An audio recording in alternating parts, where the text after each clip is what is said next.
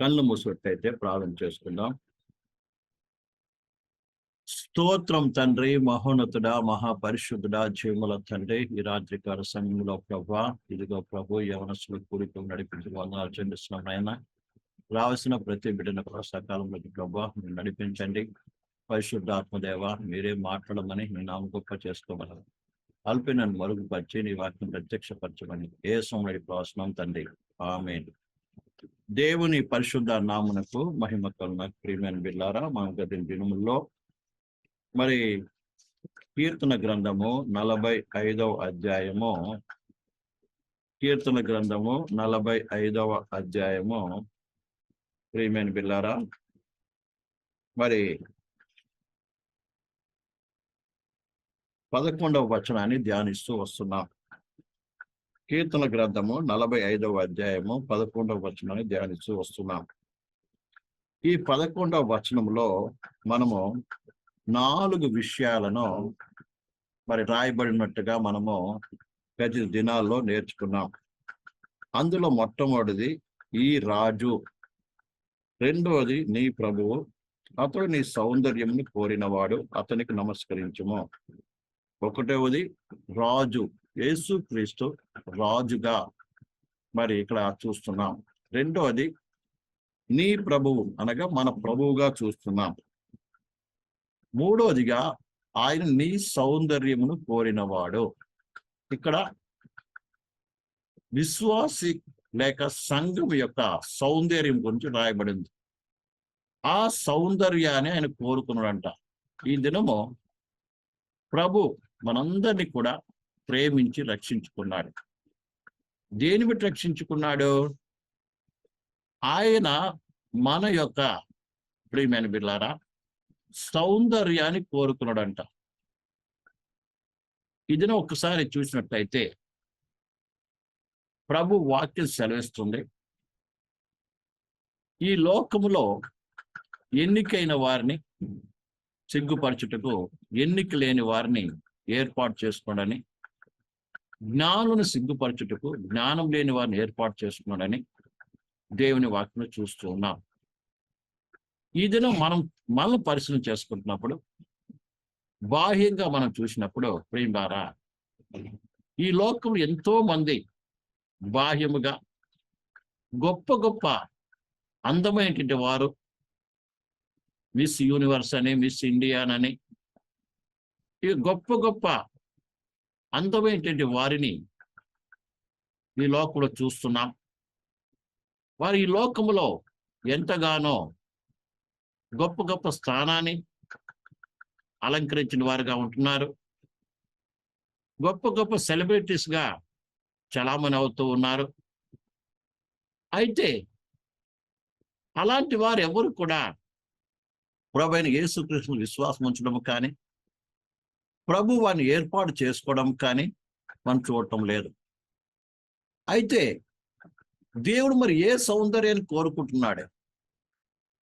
ప్రేమ, ఏ సౌందర్యాన్ని కోరుకుంటున్నాడు? ఉదాహరణకి బాహ్య సౌందర్యము ఇచ్చిన వాడు కూడా దేవుడే. ఇంకా మనం లోతుగా ఆలోచన చేసినట్లయితే ఈ లోకంలో పుట్టిన ప్రతి మనిషి కూడా దేవుని సృష్టి అయి ఉన్నాడు. ప్రతి మనిషి కూడా దేవుని సృష్టి అయి ఉన్నాడు. బహుశా ఇండియన్ కావచ్చు, ఆఫ్రికన్ కావచ్చు, అమెరికన్ కావచ్చు, ప్రియమైన బిడ్డలారా, అలాగే తెల్లవాళ్ళు కావచ్చు, ఎర్రటి వారు కావచ్చు, నల్లటి వారు కావచ్చు, పొడగటి వారు కావచ్చు, పొట్టివారు కావచ్చు, అందరినీ కూడా దేవుడే సృజించాడండి.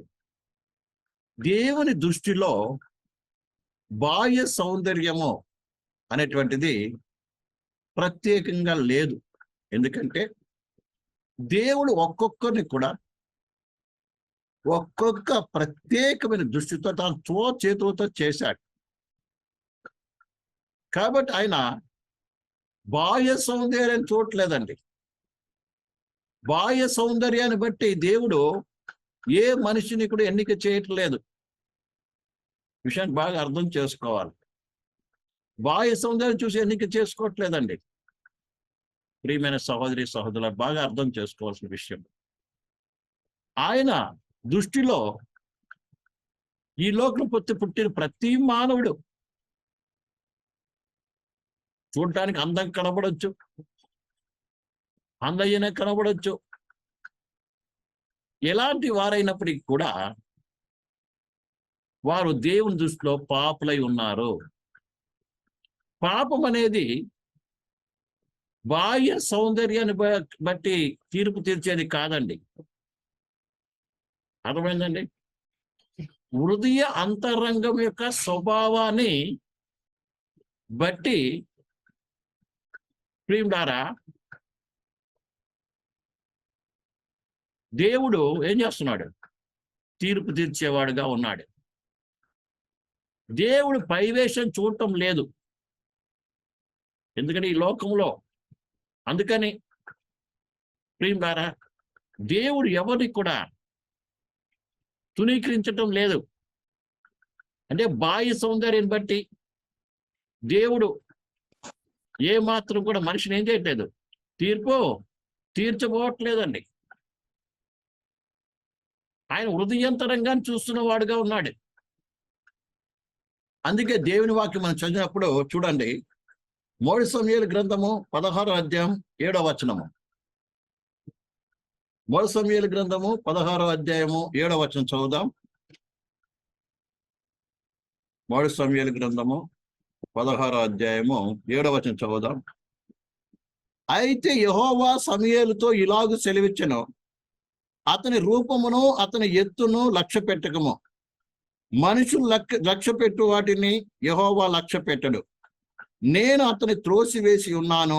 మనుషులు పైరూపం లక్ష్య పెట్టుదురో గాని యెహోవా హృదయమును లక్ష్య పెట్టును. దేవుని వాళ్ళు చక్కగా తెలియపరుస్తుంది ప్రేమ. దేవుడు చూసేది ఏంటి తెలుసా?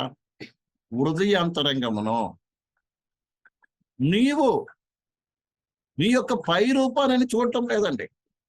బహుశా ఈ లోకంలో గొప్ప అందమైన దానవుగా వాడవుగా ఉండొచ్చు, అందయుడుగా ఉండొచ్చు.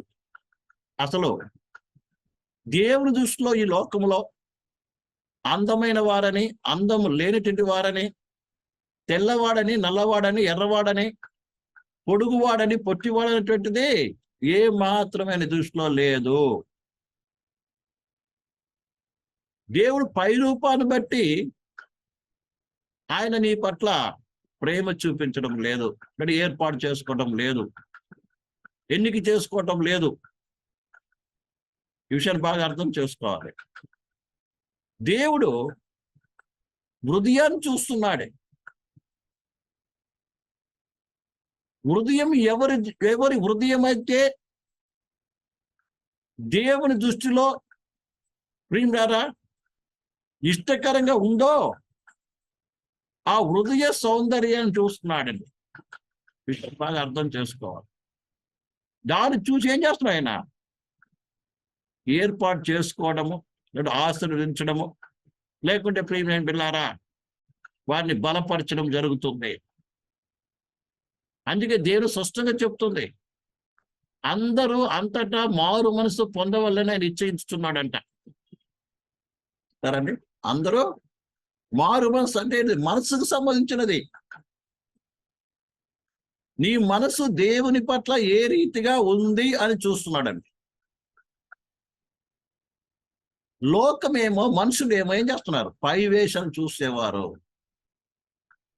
ఇప్పుడు ప్రతి ఒక్కరు, దాదాపుగా అందరూ కూడా 9% పై వేషం చూసి తీర్పు తీర్చేవారుగా కనబడతారు ప్రియమైన బిడ్డ. కానీ దేవుడు చూసేది ఏం చేస్తా? హృదయాన్ని చూస్తున్నాడు. దేవుని పట్ల నీ హృదయం ఏ రీతిగా ఉంది, దాన్ని బట్టి దేవుడు ఏం చేస్తున్నాడు? దేవుని కృప, దేవుని సన్నిధి, దేవుని ఏర్పాటు, దేవుని కార్యాలు నీ జీవితంలో ఏమవుతుంది? జరుగుతుంది. అందుకనే విశ్వాసమైన నీవు, దేవుని బిడ్డమైన నీవు దేవుని దృష్టిలో నేను ఏ రీతిగా ఉన్నాను అన్నటువంటిది, అటువంటి యొక్క మనసు అలాంటి విషయంలో శ్రద్ధ కలిగిన వాడుగా ఉండవలసిన వాడవై ఉన్నావు. ఇక్కడ మనందరికి తెలిసిన విషయమే, సమూయేలు ప్రవక్తను యెషయి ఇంటికి పంపిస్తున్నాడు. బెత్లెహేంలోని యెషయా అనేటువంటి యొక్క మరి పెద్ద మనిషి ఇంటికి పంపిస్తున్నాడు. ఆయన పుత్రుడు ఇంటికి పంపిస్తున్నాడు. అయితే ఎందుకు పంపిస్తున్నాడు? అతని కుమారులో ఒకరిని నేను రాజుగా చేయాలి. ప్రియమైన బిడ్డలారా, రాజుగా చేయాలి. అయితే ప్రియమైన బిడ్డలారా, రాజుగా చేయాలని పంపించారు. అయితే సమూయేలు ప్రవక్త యెషయి ఇంటికి వచ్చాడండి. వచ్చినప్పుడు ఒక్కొక్కరిని దగ్గరికి పంపించాడు. పెద్ద అతను వచ్చాడు, రెండవడు వచ్చాడు. వీళ్ళందరూ వస్తుంటే వీళ్ళని చూసి, ఆయన ఎంత ఎత్తుగా ఉన్నాడు, ఎంత సౌందర్యంగా ఉన్నాడు, ఎంత గొప్పగా ఉన్నాడు, నిజంగా దేవుడు ఇలాంటి వారిని ఏర్పాటు చేసుకున్నాడు అని తన దగ్గర ఉన్నటువంటి కొమ్ము విప్పి ఆయన అభిషేకించపోయేటప్పుడు దేవుడు అన్నాడు, ఇతను త్రోసివేయి, ఇతను త్రోసివేయి, ఇతను త్రోసివేయి అని అందరూ త్రోసేశాడు. చివరికి అందరూ అయిపోయారు. అక్కడ ఇంకా ఎవరు ఉన్నారా అంటే తండ్రి అన్నాడు, అవును, కడగొట్టోడు ఉన్నాడు ఒకడు. ఎక్కడ? వాడు అడవిలో గొర్రెలు మేపుతున్నాడు. అడవిలో గొర్రెలు మేపుతున్నాడు. వాడి వయసు ఎంత? బాలుడు, 14 సంవత్సరాలు ఉంటుంది. అయితే అతను వచ్చేంత వరకు నేను వేచి ఉంటానని కూర్చున్నాడు. బాగా అర్థం చేసుకోవాలి. సమూయేలేమో పైవేషం చూస్తున్నాడు. రాజు అంటే ఎలా ఉండాలి? ఎలాంటి లోపం లేని అందగాడు అయి ఉండాలి, ఆజానుభావుడై ఉండాలి, బలవంతుడుగా ఉండాలి, బాగా ఎత్తుగా ఉండాలి అన్నీ. అయితే ఇలాంటి వారు ఆ ఇంట్లో ఉన్నారు. ఆల్రెడీ సౌలు యొక్క సైన్యంలో మంచి తర్ఫీదు పొందిన వారుగా, ఎక్స్పీరియన్స్ పొందినటువంటి సైనికులు ఉన్నారు. యుద్ధంలో ఆరితేరినటువంటి వారు, అధికారం పొందినటువంటి వారు సైన్యంలో. అయితే ప్రియులారా, దేవుడు ఇవన్నిటిని పక్కకు తోసేశాడండి. దేవునికి కావలసింది లోకంలో నీకున్నటువంటి ఒక ఎక్స్పీరియన్స్ కాదు, లోకంలో శరీరీతిగా నీకున్న బలము కాదు, పలుకుబడి కాదు. ప్రియులారా, లోకంలో నువ్వు ఎంత పేరు ప్రఖ్యాతి గాంచిన వాడవో కాదు. దాని దేవుడు కోరుకోవట్లేదండి. ప్రియమైన బిడ్డలారా, దేవుడు హృదయాన్ని చూస్తున్నాడు. దేవునికి కావలసింది ప్రియులారా ఎవరంటే, ప్రియులారా, హృదయానుసారైన వ్యక్తి కావాలి. అంటే దేవుని మనసును ఎరిగి ఆ ప్రకారం నడుచుకునే వ్యక్తి ఆయన కావాలి. ఎందుకంటే దేవుని మనసు ఎరిగిన వారే దేవునితో ఉండగలరు, దేవునితో నడవగలరు. ఇప్పుడు మనం వ్యక్తిగతంగా కొత్త నిబంధన సంఘముగా మనము ఆలోచన చేసినట్లయితే, ప్రియమైన బిడ్డలారా, ఆ పరమ పెండ్లి కుమారుడైన యేసు క్రీస్తుతో పాటు, ఆయనతో పాటు నిలబడి, ఆయనతో పాటు సింహాసనములో కూర్చుండేటువంటి యొక్క గొర్రె పిల్ల భార్యగా ఉండటానికి మనం అందరం పిలువబడ్డాం. భార్య అనగా భర్త వెంబడి, భర్తతో పాటు ఏక శరీరులుగా ఆయన మనసును ఎరిగి ఆయనతో నడిచేటువంటి వారు. అంతేకాదు భార్య భర్త, అందుకంటే భార్య భర్తల గురించి మాట్లాడినప్పుడు వివాహంలో ఏక శరీరులు అంటారు. అంటే ఏంటంటే శరీరం ఒక్కటి, మనసు ఒకటి, అంటే కలిసి నడిచేటువంటి వారు. శిరస్సు భర్త అయితే భార్య మీద శరీరమై ఉంది. శిరస్సు అంటే అధికారం, ఆలోచన ఏది చెప్తుందో దానికి లోబడి నడిచేటువంటిది. అలాగే ప్రియమైన బిడ్డలారా, ఎవరైతే ఆయనతో పాటు పెళ్లి కుమార్తెగా ఉండాలనుకుంటున్నారో, సంఘము దేవుని మనస్సును ఎరిగి ప్రియమైన సహోదరి సహోదరులారా నడవలసిన వారుగా ఉన్నారు. విషయాన్ని బాగా అర్థం చేసుకోవాలి. ఇక్కడ కూడా ఏం చూస్తుంది దావీదులో? రాజును చూస్తున్నాడు. అంటే ఎవరు క్షమించాలి, హృదయాన్ని చూస్తున్నాడు. అందుకే దీనికంటే ముందే సమూయేలు ప్రవక్త చెప్పాడండి. ఏమని తెలుసా ప్రియమైన బిడ్డలారా? చూడండి, దీనికంటే ముందు భాగంలో 13వ అధ్యాయము 14వ వచనం చదువుదాం. యెహోవా తన చిత్తానుసార మనస్సు గల ఒకని కనుగొనుచున్నాడు, నీకు ఆజ్ఞాపించిన దాన్ని నీవు గైకొనకపోతే గనుక యెహోవా తన జనుల మీద అతన్ని అధిపతిగా నియమించును. దేవునికి రాజుగా ఉంట కొరకు ఏం చేయాలి? ఒక వ్యక్తి కావాలి. అని ఎలాంటి వాడై ఉండాలి? దేవుని చిత్తానుసార మనసు కలిగిన వాడై ఉండాలి. రేపు మనం కూడా రాజులుగా ఉండబోతాం. రాజులుగా దేవుడు చేశాడు, నంబర్ 1. రెండోది, ఆయనతో పాటు ఆయన గొర్రె పిల్ల భారీగా మనందరం ఏం చేయబోతున్నాం? ఆయనతో ఉండబోతున్నాం. అంటే ఎవరికి ఆయన కావాలి? ఎలాంటి వారు కావాలి? ఆయన చిత్తానుసారమైన మనస్సు కలిగిన వారు కావాలి. మనసు చూస్తున్నాడు ప్రియమైన బిడ్డలారా. అందుకే ఆ సమూయేలు దగ్గరికి ఆయన రాగానే చూడండి, ఎప్పుడైతే దావీదు వచ్చాడో చూడండి, 11వ వచనం చదవం. మొదటి సమూయేలు గ్రంథము 16వ అధ్యాయం 11వ వచనము. నీ కుమారులందరూ ఇక్కడ ఉన్నారా అని యెషయాను అడగగా, ఇంకా కడసారి వాడు అయితే వాడు గొర్రెలు కాయచున్నాడని చెప్పాను. అందుకు సమూయేలు, నీవు వాడిని పిలిపించుము, అతడు ఇక్కడికి వచ్చే వరకు మనం కూర్చుండమని యెషయాతో చెప్పగా, అతడు వారి పిలువనంపించి లోపలికి తోడుకొని వచ్చెను. అతడు ఎర్రని వాడును, చెక్క నేత్రములు గలవాడును, చూచుటకు సుందరుడైన వాడుని ఉండెను. అతడు రాగానే, నేను కోరుకున్నవాడు ఇతడే, నీవు లేచి అతన్ని అభిషేకించమని యెహోవా సెలవిచ్చెను. దావీదు వచ్చేంత వరకు కూడా ఏం చేస్తున్నట? వెయిట్ చేయడండి ప్రవక్త. చివరికి దావీదు వచ్చాడు. పైకి చూడడానికి చక్కగా ఉన్నాడు, కానీ పైన చక్కగా కాదండి.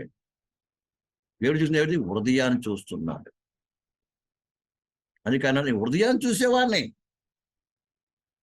ఈయనకంటే 6 మంది ఉన్నారు పెద్దగా వాళ్ళు. ప్రియమైన బిడ్డ, కానీ శరీర సంబంధమైనటువంటి ఎలాంటి టాలెంట్ ఒక రాజుకు ఉండవలసిన, అంటే లోకరీతిగా ఒక రాజుకు టాలెంట్స్ ఏవి ఆయన దగ్గర లేదు. ఆయనకు తెలిసినంత ఏం తెలుసా ప్రియమారా? గొర్రెలు మేపడం మాత్రం తెలుసండి. విషయం బాగా అర్థం చేసుకోవాలి. గొర్రెలు మేపడం మాత్రం తెలుసు ఆయనకి. కానీ ఒక్కటి తెలుసు, దేవుడు హృదయంలో చూస్తున్నాడు. ఎందుకు తెలుసు? హృదయంలో ఏముంది తెలుసా? దేవుని మీద ప్రేమ ఉందండి. దేవుని తన కాపరిగా ఎంచుకున్నాడు. ఆల్రెడీ కాపరి గురించి మనం నేర్చుకున్నాం కదా. కాపరి తను ఎంచుకున్నాడు. ఒకటే, తండ్రి ఆజ్ఞకి లోబడ్డాడు, దైవ వాక్యానికి లోబడ్డాడు. ఎందుకంటే ప్రియులారా, ఈ దినం మనలో ఎవరైనా సరే మన పై వారికి అందరికీ మంచి మంచి యొక్క ఉద్యోగాలు, మంచి మంచి చదువులు ఇప్పించి మనల్ని మాత్రము నువ్వు ఇంట్లో డ్రైవర్గా ఉండరా, లేదా గొర్రెలు మేపరా అంటే ఏం చేస్తాం? చిన్నప్పుడు తెలియక చేసిన పెద్దగా ఇంత ఏమంటావు? అన్నలందరినీ ఏం చేసి చదివించావు? నన్ను గొర్రెల మీద పంపించావా? నేను పోతా? తల్లిదండ్రుల మీద ఏం చేస్తారు తెలుసా? వ్యతిరేకిస్తారు. అయితే ప్రియమైన సహోదరి సహోదరులారా, దావీదు అలాంటి మాట చెప్పలేదండి. ఎందుకంటే దేవుని ధర్మశాస్త్రం ఏం చెప్తుందో, తల్లిదండ్రులకు ఏమన్నాడు? లోబడి ఉండండి, తల్లిదండ్రులు సన్మానించము, అనేటట్టు యొక్క మాటకు లోబడి ఏం చేస్తున్నాడు? గొర్రెలు కాయడానికి వెళ్ళాడు. గొర్రెలు కాయడం చిన్న విషయం కాదండి. పైన తన పెద్ద అన్నలందరూ కూడా ఇంట్లో చక్కగా నిద్రపోతుంటే ఈయనేం చేస్తాడు? గొర్రెలు కాసుకుంటూ అడవిలో ఉంటున్నాడు. ఒక శ్రమతో కూడిన జీవితము. అంటే దేవుని వాక్యము కొరకు ఎంత శ్రమైన అనుభవించేటువంటి అనుభవం. దీన్ని ఎవరు చూస్తున్నారు? దేవుడు చూస్తున్నాడండి. దేవుడు దేవుని వాక్యాన్ని ఎంత లోబడుతున్నామని చూస్తున్నాడు. రెండోది, దావీదు ఒంటరిగా ఉన్నప్పటికీ ఆయన చింతపడలేదు. కానీ దేవుడు తన కాపరిగా చేసుకున్నాడు. ఏ రీతిగా తాను గొర్రెలకు కాపరిగా ఉన్నాడో, నాకు దేవుడు ఉన్నాడు. ఎవరు తోడుగా ఉన్నా లేకపోయినా, ఎవరు నన్ను లెక్క చేయకపోయినా, నేను ఇంటికి కుటుంబానికి దూరంగా ఉన్నా నాకు దేవుడు ఉన్నాడు. నా దేవుడు నా కాపరి అని ప్రియులారా, యెహోవా నా కాపరి అనుకుంటే ఏం చేస్తున్నాడండి? దేవుని స్తుతించడం నేర్చుకున్నాడు. ఆ అడవిలో ఒంటరి ప్రయాణంలో, ఆ ఒంటరి జీవితంలో దేవునితో ఉండడం నేర్చుకున్నాడు. దేవునితో సహవాసం చేయడం నేర్చుకున్నాడు. ప్రియమైన బిడ్డ, మూడోదిగా ప్రియులారా, దావీదు ప్రియులారా తానికి ఇచ్చినటువంటి యొక్క బాధ్యతను పరిపూర్ణంగా నెరవేరుస్తున్నాడు. అంటే ఏ గొర్రెలైతే తనకు అప్పగింపబడిందో ఆ గొర్రెల విషయంలో ఏం చేస్తున్నాడు? నమ్మకమైన కాపరిగా చేస్తున్నాడండి. ఏంటే నమ్మకంతో తెలుసా ప్రియులారా? తనకు ఇవ్వబడిన గొర్రెలు ఆయన మేపుతున్న సమయంలో ఆ గొర్రెలు పట్టుకోవడానికి, తినడానికి ఎలుగుబంట్లు వచ్చాయి, సింహాలు వచ్చాయి. అయితే ఆ గొర్రె పిల్లని విడిచిపెట్టి పారిపోలేదు. ప్రాణాలు తెగించి పోరాడి ఏం చేశాడు? గొర్రె పిల్లను కాపాడాడు. ఇంత రిస్క్ తీసుకోవాలని పని లేదండి. ఎందుకంటే బహుశా గొర్రెలు సింహాలు వచ్చి తినిపోయినా కూడా తండ్రి దగ్గరికి వెళ్ళి, అయ్యా నాయనా ఇలా అయిందంటే తండ్రి ఏం చేయడాన్ని? ఏమాత్రం ఆయన్ని ఒకటి, అదే నువ్వు బతికావు నాకు చాలు అంటాడు. అయినప్పుడు ఇక్కడ ప్రియులారా, దావీదుని ప్రాణాలు తెగించి ఏం చేశాడు? తనకు అప్పగించిన పనిని ప్రేమతో చేస్తున్నాడండి. అంటే గొర్రెల పట్ల ఏం చేయాలి? ప్రేమ. అందుకనే దేవుడు మనకి ఏ పని ఇచ్చినా, ఏ స్థితిలో ఇచ్చినా, అర్థమైందండి? ఏ స్థితిలో మనం ఉన్నా, ఏ పని మనకు దొరికినా, దేవుని పని కావచ్చు, మరి ఏ పని కావచ్చు, ఏం చేయాలి? ప్రేమతో చేయడం నేర్చుకోవాలి. నమ్మకంగా చేయడం నేర్చుకోవాలి. బైబిల్ చెప్తున్న నమ్మకమైన వానికి దీవెన మెండుగా దొరుకుతుందంట. ఎంత కష్టమైనా సరే ఆ పనిని చేయటం నేర్చుకోవాలి. మనమైతే కొంతమంది ఏ పని చేస్తారు? ఈ పని చేస్తారా? అలా కొంచెం కష్టం రాగానే అక్కడి నుంచి పారిపోతారు, ఇంకో పని చేస్తారు. అక్కడ కష్టం రాగానే అక్కడి నుంచి వదిలివేసి ఆ పని చేస్తారు.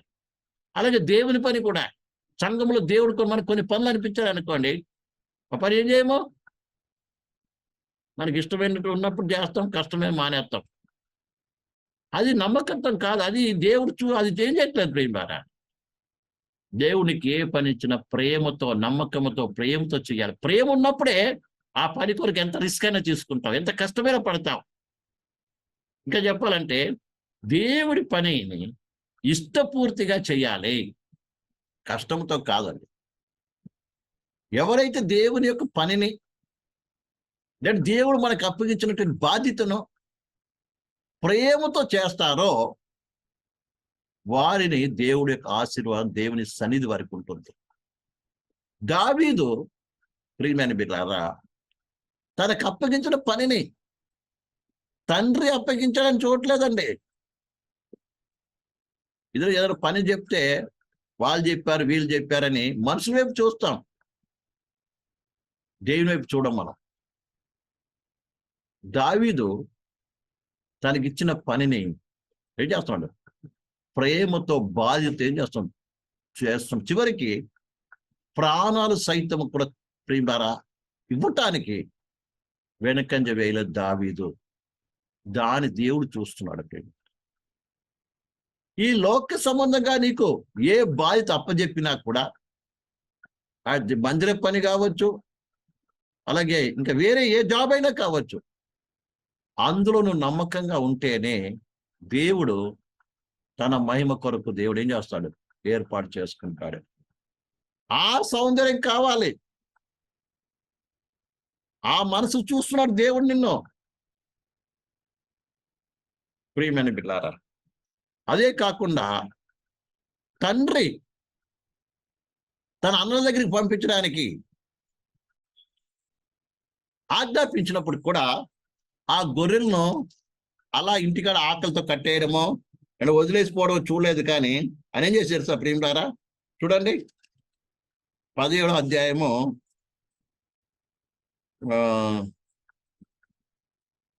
20వ వచనం చదువుదాం. దావీదు ఉదయమున లేచి ఒక కాపరికి గొర్రెలను అప్పగించి ఆ వస్తువులను తీసుకొని యెషయా తనకి ఇచ్చిన ఆజ్ఞ చొప్పున ప్రయాణమై పోయెను. ఇక్కడ ఆల్రెడీ గొర్రెలు కాస్తున్నాడు. అయితే ఒక దినం తండ్రి పిలిచాడు, నాయనా రేపు పొద్దున్నే నువ్వు అన్నల దగ్గరికి వెళ్ళాలి అన్నాడు. మనమైతే ఏం చేస్తాం?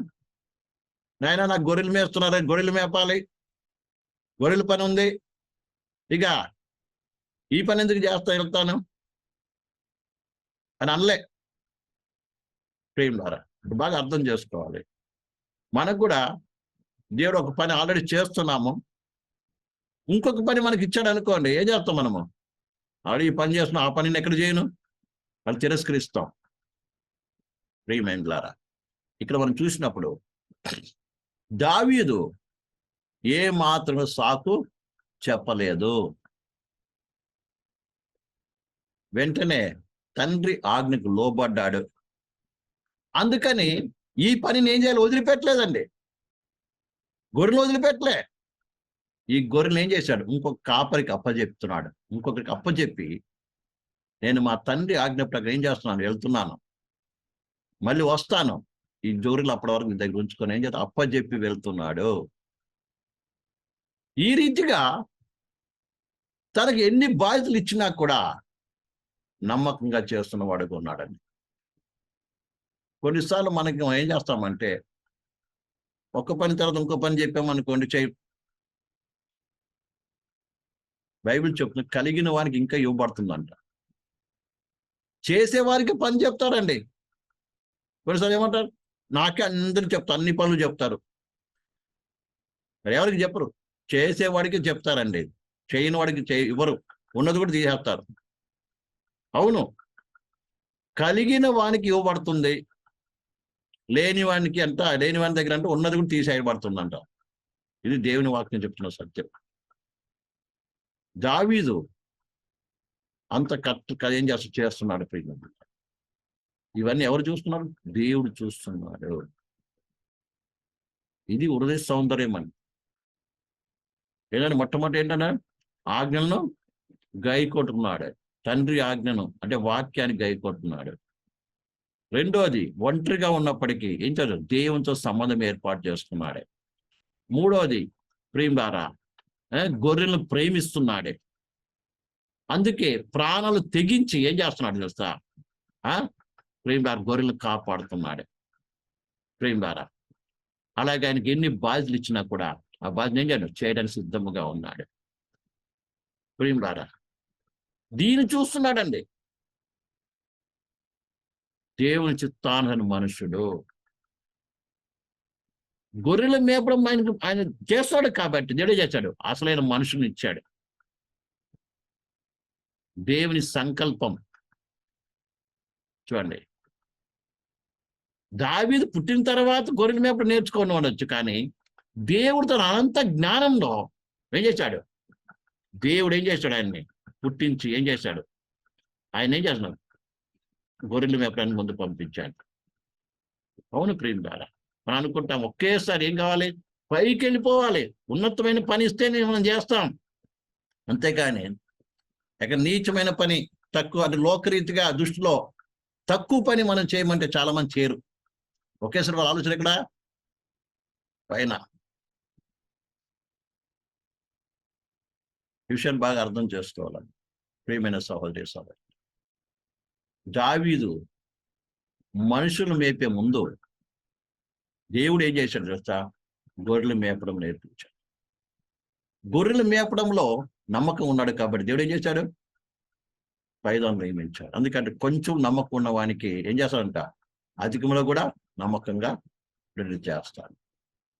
ప్రియమైన బిడ్డ, అందుకని దేవుడి సన్నిధిలో నీకు చిన్న పని ఇచ్చిన, లోక దృష్టిలో నీచంగా ఎన్నబడేటువంటి యొక్క ఇది ఇచ్చిన, ఆ పని నమ్మకంగా చేయడం నేర్చుకోవాలి. ఏ పని అయినా కూడా కాదని కూడా చేయడం నేర్చుకోవాలండి. అప్పుడు దేవుడు ఏం చేస్తాడు? హెచ్చించడం ప్రారంభిస్తాడు. అంతగా నేను ఈ పని మాత్రమే చేస్తాను, ఆ పని నేను చేయను. చాలా మంది ఇతరుల దేవుని సేవ విషయంలో కూడా ఏమంటారంటే, అది చేయరా బాబు అంటే, నేను అది చేయను, ఇది చేస్తా, ఇది చేయను, అది చేస్తా, అదైతే నేను చేస్తా, ఇదైతే నేను చేస్తా, అది నా వల్ల కాదు, ఇది నా వల్ల కాదు అంటే వారికి ఏ పని కూడా దేవుడు. అవునండి, దేవుడు మనకి ఏ పని నియమించిన, ఏ స్థానం నియమించిన, లోకరీతిగా కావచ్చు, ఆత్మీయ రీతిగా కావచ్చు, ఏ పని ఇచ్చినా కూడా ఏం చేయాలి? సంతోషముతో చేయడం నేర్చుకోవాలి. సంతోషం నడవడం నేర్చుకోవాలి. అందరూ మంచి పని చేస్తున్నారు, నాకేమి ఈ పని ఇచ్చారు. ప్రియమైన బిడ్డారా, ఇది దావీదులో లేదండి. ఇలా చేసేవారికి ఉన్న పని కూడా తీసేస్తాడు దేవుడు. దేవుడు హృదయాన్ని చూస్తున్నాడు. ఎందుకంటే నీ సౌందర్యాన్ని కోరుకున్నాడు. ఇక్కడ దావీదు సౌందర్యాన్ని కోరుకున్నాడు దేవుడు. ప్రియమైన బిడ్డ, దావీదు ఏ సౌందర్యం కోరుకున్నాడు? హృదయ సౌందర్యాన్ని కోరుకున్నాడు. పైకి చూడడం బాగున్నప్పటికి ఏది బాలుడైనా దేని కొరకు? అభిషేకము, రాజు కావటానికి. దావీదు దగ్గర ఏ క్వాలిటీస్ ఉన్నాయండి? లోకరీతికి ఏ క్వాలిటీస్ ఉన్నాయి? ఇక్కడ సైన్యంలో తర్ఫీదు పొందాడా? హార్స్ రైడింగ్ వస్తుందా? కత్తుసం నేర్చుకున్నాడా? బాణమేయటం నేర్చుకున్నాడా? ఆయనకు వచ్చిన తర్వాత ఒకటి వడిసెలు వేయటం. అడవిలో ఏం నేర్చుకున్నాడు? వడిసెలు వేయటం నేర్చుకున్నాడు అండి. ప్రియమైన బిడ్డలారా, దేవుడు నీకు ఏ నేర్పిస్తాడో అది నేర్చుకోవాలి. దేవుని ఉంది.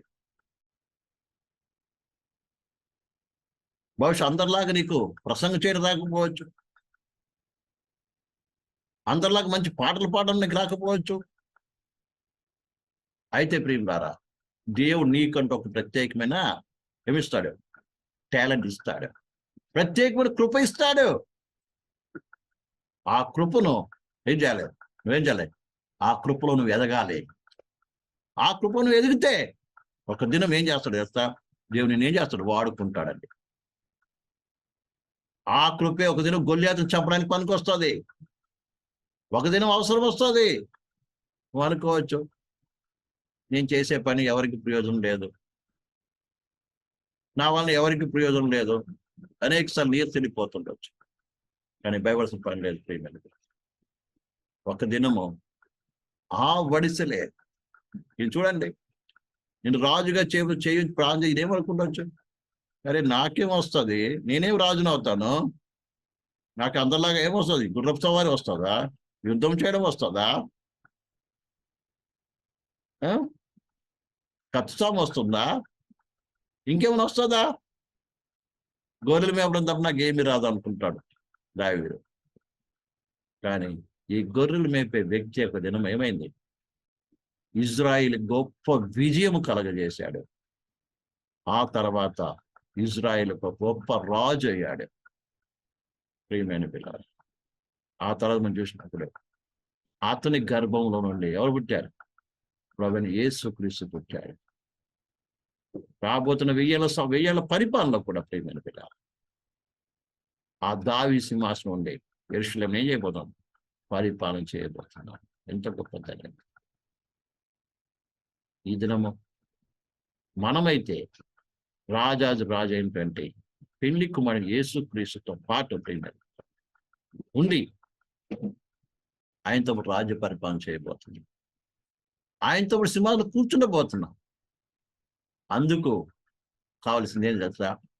హృదయ సౌందర్యము కావాలి. హృదయ సౌందర్యము కావాలి.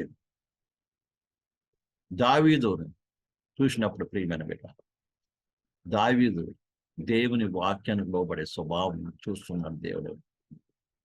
అలాగే ఒంటరిగా ఉన్నప్పటికీ అతను దేవునితో సంబంధము కలిగిన అనుభవాన్ని చూస్తున్నాడు దేవుడు. ప్రియమైన గొర్రెలు మేపడానికి పెట్టేప్పటికీ తనకి ఇచ్చిన పనిలో ఏం చేస్తున్నాడు? ప్రేమతో, మొట్టమొదట ఇష్టముతో, ప్రేమతో చేస్తున్నాడు, నమ్మకంతో చేస్తున్నాడు. అది చూశాడు దేవుడు. దేవుడికి నేను నమ్మకత్వం కావాలండి, నమ్మకత్వం కావాలి. అందుకే ఒక మాట రాయబడి ఉంది ప్రియులారా ప్రకటన గ్రంథంలో. రేపు యేసయ్యతో పాటు ఉండేవాళ్ళు ఎవరో తెలుసా ప్రియమైన బిడ్డలారా? వాళ్ళకి 3 లక్షణాలు ఉన్నాయండి. చూడండి, ప్రకటన గ్రంథము 17వ అధ్యాయము 14వ వచనం చదువుదాం. వీరు గొర్రెపిల్లతో యుద్ధము చేతురు గాని గొర్రెపిల్ల ప్రభువుకు ప్రభువును రాజులకు రాజునై ఉన్నందున తనతో కూడా ఉండిన వారు పిలువబడిన వారై, ఏర్పరచబడిన వారై, నమ్మకమైన వారై ఉన్నందున. ఏమైనారంటే నమ్మకమైన వారిగా ఉన్నారంట. దావీదు నమ్మకమైన వాడిగా ఉన్నాడు. అలాగే పెళ్లి కుమార్తెగా ఆయన తో పాటు నిలబడేటువంటి యొక్క వారికి సౌందర్యం ఏంటి తెలుసా? నమ్మకత్వము. చిన్న గొర్రెల మందకి అప్పచెప్తే ఆ గొర్రెల మందని ఏం చేస్తున్నాడండి? చక్కగా నమ్మకంగా ఏం చేస్తున్నాడు? కాస్తున్నాడు, మేపుతున్నాడు. గొర్రెలు కాయటం, మేపడం చిన్న విషయం కాదు. ఎంతో శ్రమతో కూడి 24 గంటలు చూస్తూ ఉండాలి, దాని వెంట పరిగెత్తూ ఉండాలి. ఎప్పుడు దాని మధ్యలో ఉండాలి. నిద్రపోవడానికి టైం ఉండదండి. ఇలాంటి యొక్క ఇంటిగా నమ్మకంగా ఆయన ఏం చేస్తున్నాడు? ఉన్నాడు. ప్రాణాలు సైతం పెట్టడానికి సిద్ధంగా ఉన్నాడు. అలాగే ప్రభుతో ఉండేవారు ప్రాణాలు పెట్టడానికి సిద్ధంగా ఉండాలి. ఎవరికి? ప్రభు కొరకు. ఈ లోకంలో దేని కొరకో ప్రాణాలు పెడుతున్నారు. కానీ యేసైతే నిన్ను ప్రేమించి నీ కొరకు ఏం చేశాడు? ప్రాణం పెట్టాడు. ఆయన కొరకు ప్రాణం పెట్టేవారు కావాలి దినమున. అవును ప్రియమైన, ఆయన నిన్ను ప్రేమించిన రీతిగా నువ్వు ఆయన ప్రేమించాలి. అందుకే దేవుని వాక్యం చెప్తుంది, శాశ్వతమైన ప్రేమతో ఆయనను ప్రేమించి ప్రతి ఒక్కరికి కృప తోడైనగా అంటున్నాడు. ఆయన శాశ్వత ప్రేమతో నిన్ను ప్రేమించాడు. నువ్వు ఏం చేయాలి? అదే శాశ్వతమైన ప్రేమతో ప్రేమించాలి. మన ప్రేమ ఒకరోజు ఉంటుంది, ఒకరోజు పోయేది కాదు. కాబట్టి ఆడికి ప్రేమిద్దాం. కాబట్టి దావీదులో చూసిన అంతరంగ ప్రేమ స్వభావము, అంతరంగ సౌందర్యము బట్ ఏం చేశాడు? అతను రాజుగా దేవుడు ఎన్నుకున్నాడు. అదే రీతిగా మనమందరం కూడా అలాంటి అంతరంగ సౌందర్యం కలిగిన వారు ఉంటే, ఏసే స్వభావం కలిగిన వారు ఉంటే, మనం కూడా ఆ యొక్క పెళ్లి కుమార్తెగా ఆయనతో బడంగా ఉండబోతున్నాం. అటు కృపలో ఉంటాను కొరకే, అది ఎదుటి కొరకు పరిశుద్ధాత్మ దేవుడు మనందరినీ సిద్ధపాటు చేయాలి. దేవుడి ఈ వాక్యాన్ని దీవించుకుంటాం. అందరూ కళ్ళు మూసుకుంటే ప్రార్థన చేసుకుందాం. అందరూ కళ్ళు మూసుకుంటే ప్రార్థన చేసుకుందాం. హల్లెలూయా. స్తోత్రం ప్రభు, స్తోత్రం, స్తోత్రం, స్తోత్రం. పరిశుద్ధుడా స్తోత్రం. పరలోక తండ్రి నీకు స్తుతులు ప్రభు. Hallelujah. Thank you Lord, thank you Lord, thank you Lord. Hallelujah, hallelujah, hallelujah, hallelujah. ప్రభులకు ప్రభా స్తోత్రం ప్రభు. హల్లెలూయా. నీ రాజు, నీ ప్రభువు, నీ సౌందర్యం కోరిన వాడే. అవును తండ్రి, నీవు అంతరంగ సౌందర్యం కోరుకుంటున్నాం. అదే రీతిగా మా జీవితాల్లో కూడా ప్రభు, మేము నీతో పాటు నీ పెళ్లి కుమార్తెగా నీతో పాటు నిలబడవలసిన వారం విన్నాం. నీ నిలబడవలసిన వారం, నీ ముందు నిలబడవలసిన వారం విన్నాం. నిలబడుతున్న మాకు కూడా నీవు కోరుకున్న సౌందర్యము కలిగి ఉండటానికి మాలో ఒక్కొక్కరిని సిద్ధపాటు చేయమని, ఈ రాత్రిగారి వాక్యం వినడానికి వచ్చి నీ పిల్లలు దీవించమని అది ఇప్పుడు ఎదిగింపజేస్తున్నాం, గొప్ప చేసుకున్నాం. ఈ రాత్రితో సిద్ధపాటు చేయడం ఏమని గొప్ప చేసుకుంది. ఏ శ్రమడి పోస్తున్నాం తండ్రి. ఆమేన్. మన తండ్రి అయిన దేవుని ప్రేమయు, కుమారుడైన యేసుక్రీస్తు కృపయు, పరిశుద్ధాత్మ యొక్క అన్యోన్య సహవాసం వీరు మనందరిలోకి సకల పరిశుద్ధులు కూడా ఆయన రాకడ పైన తోడే నడిపించడం కాక. ఆమేన్. అందరికి కూడా యేసుకృష్ణంలో వందనాలు.